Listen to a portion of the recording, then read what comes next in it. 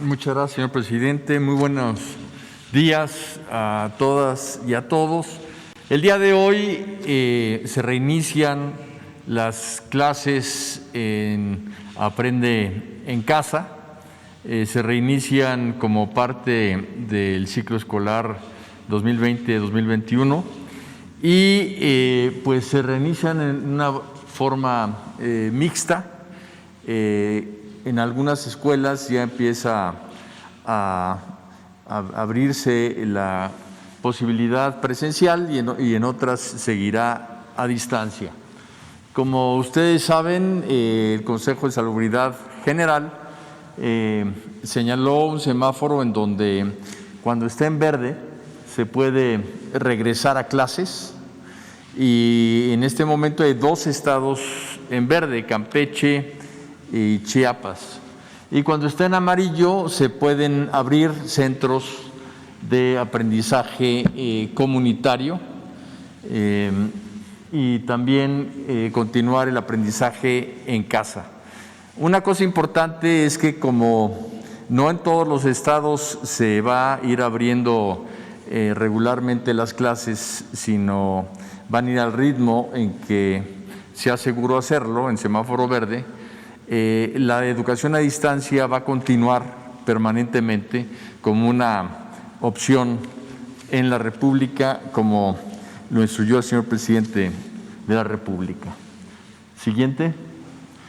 El número de estudiantes que hoy regresan a sus labores de aprendizaje son casi 30,5 millones de niñas, niños, adolescentes y jóvenes de preescolar, primaria, secundaria y bachillerato. Es una cantidad muy importante. Siguiente. Para las entidades que pueden regresar a clase, se ha especificado un protocolo. Hay una guía que conocen los estados, que conocen el magisterio, muy clara, que de manera resumida podríamos comentarla muy rápidamente. Siguiente. El establecimiento de los comités participativos de salud escolar es lo primero, en donde va a haber una relación entre las escuelas y los centros de salud más cercanos. Se van a dedicar a hacer la limpieza de la escuela y a establecer 3 filtros de corresponsabilidad: uno en casa, uno en la escuela, uno en el salón de clases, así como hacer todas las señalizaciones.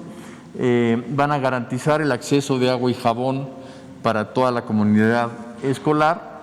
Y el señor presidente de la República, además de desde un principio haber garantizado a maestras y maestros pues todos sus cuestiones laborales y salariales, las maestras y los maestros siguen manteniendo su salario y sus prestaciones porque siguen dando clases a distancia, pero es algo muy importante, incluso muchas veces más complicado en términos de la relación personal que tienen que realizar con los alumnos. Y además de esto, el señor presidente ha pues ofrecido que para regresar en semáforo verde se va a vacunar a maestras y maestros en estos estados de manera prioritaria.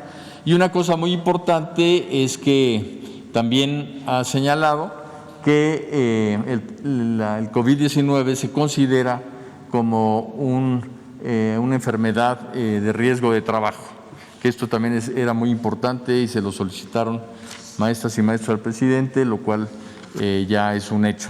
Siguiente. Se va a solicitar un uso general de cubrebocas artesanal o pañuelo, la sana distancia sin duda, en las entradas y salidas escalonadas, el regreso también escalonado. Esto es algo muy importante porque lunes y martes se van a distribuir las poblaciones escolares, de manera que el lunes la mitad de la escuela asista y el martes la otra mitad. Lugares fijos asignados en cada salón, asistencia por apellido de manera alternada. Habrá una educación mixta, esto quiero decir que alumnas y alumnos van a estar aprendiendo al mismo tiempo presencial y a distancia, y se va a maximizar el uso de espacios abiertos. Siguiente. Se va a suspender cualquier tipo de ceremonias, va a haber un sistema de detección temprana para detectar cualquier caso, y una cosa muy importante, el apoyo socioemocional para docentes y estudiantes.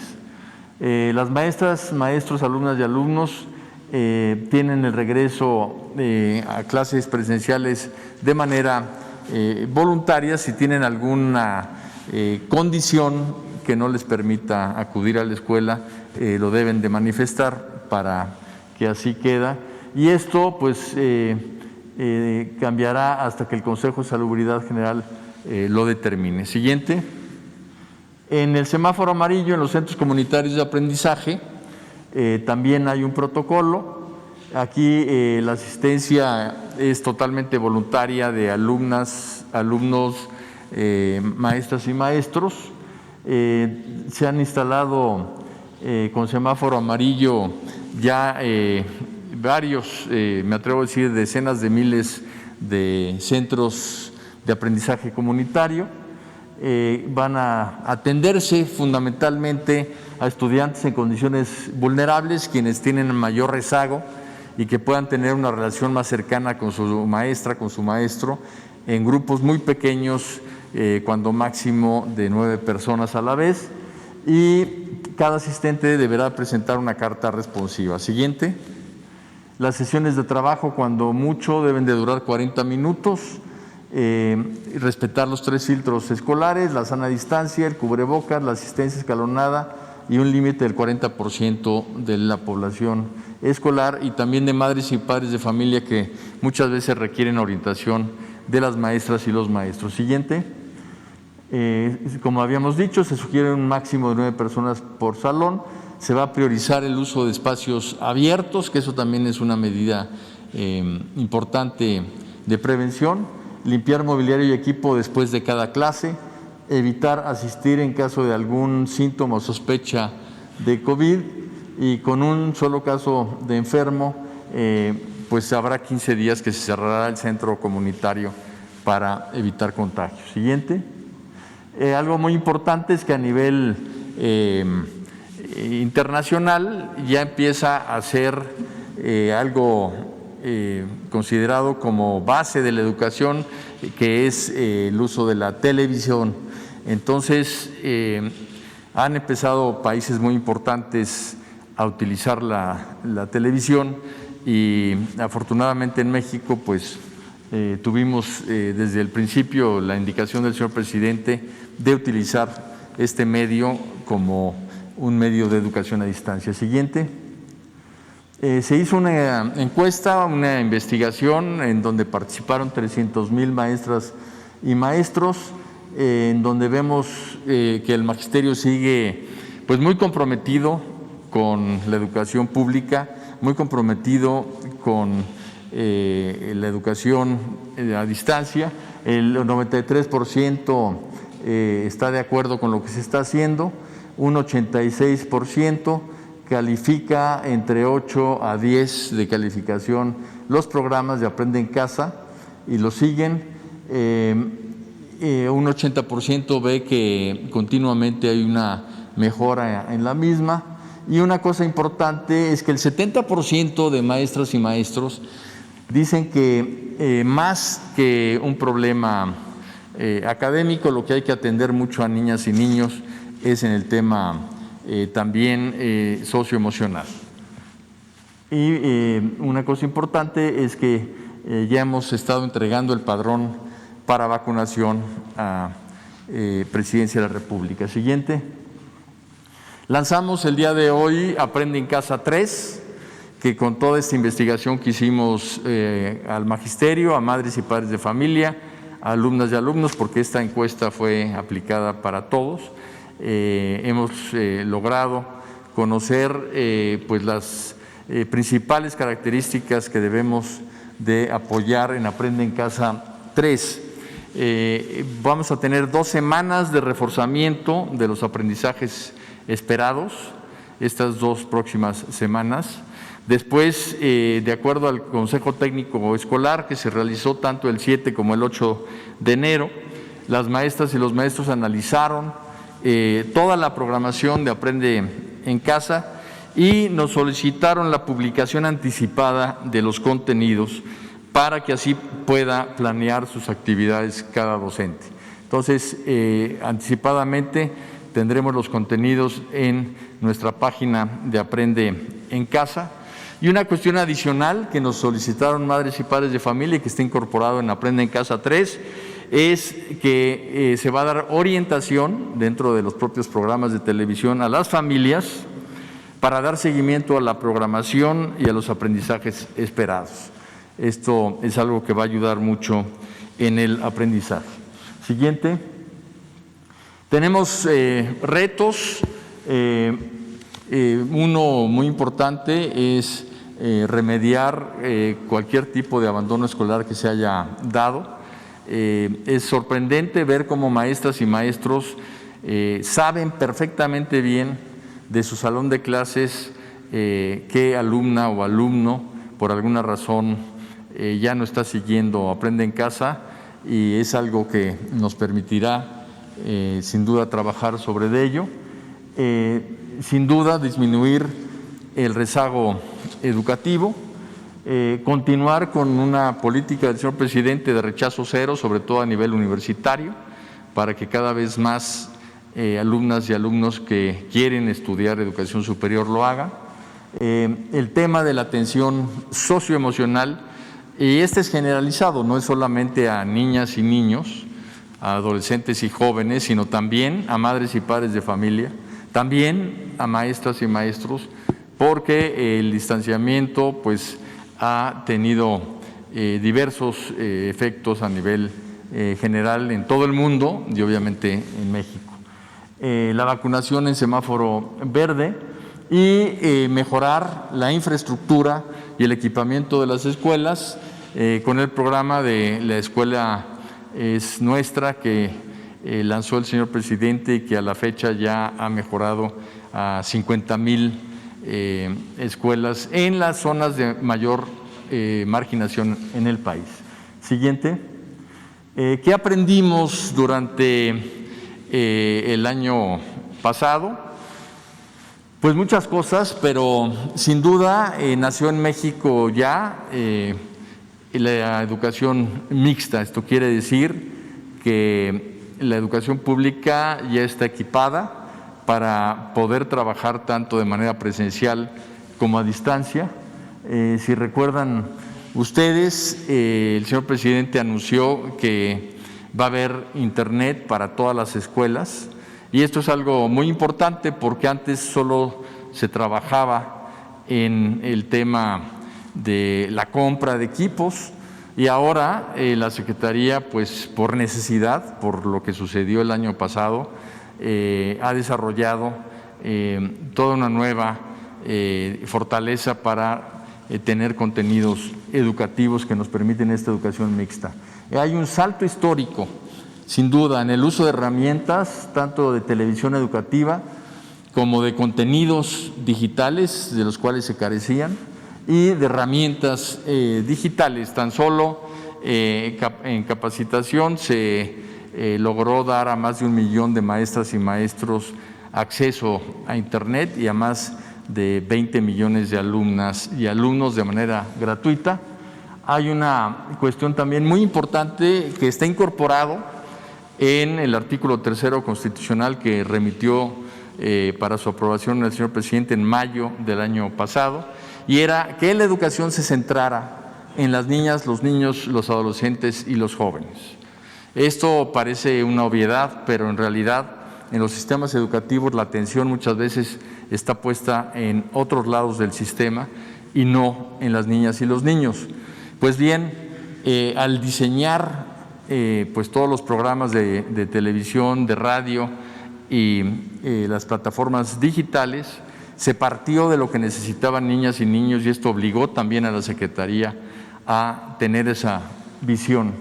Nuevos contenidos educativos, hay nuevos libros de civismo, ética, nutrición, salud emocional, vida saludable. Se ha insistido desde que inició la pandemia por parte del señor presidente, por parte de la Secretaría de Salud, que una de las formas más claras de lograr prevenir cualquier tipo de enfermedad y también el COVID, pues es tener un sistema inmune fuerte, y ese sistema inmune fuerte se construye, y a las niñas y a los niños, pues desde muy chiquitos hay que enseñarles el camino de una vida saludable. Otra cosa importantísima es el cambio hacia una educación personalizada.